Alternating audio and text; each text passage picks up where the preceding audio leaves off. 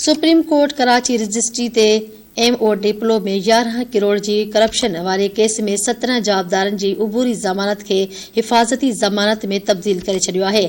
Supreme court Karachi registry TMOW 11 crore जी corruption वारे case जी ॿुधणी थी आहे। सुप्रीम कोर्ट पारां जाबदारन के 15 ॾींहनि में ट्रायल कोर्ट में पेश थियण जो हुकुम ॾिनो वियो आहे। ॿुधणी दौरान नेब प्रोसिक्यूटर चयो आहे त जाबदारन सरकारी ठेकनि में 11 करोड़ रुपयनि जूं घोबियूं हयूं आहिनि।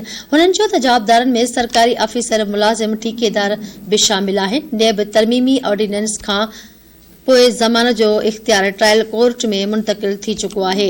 हाई कोर्ट जाबदारन खे अबूरी ज़मानत ॾिनी हुई जेकी हिफ़ाज़ती तसवर थी रही आहे।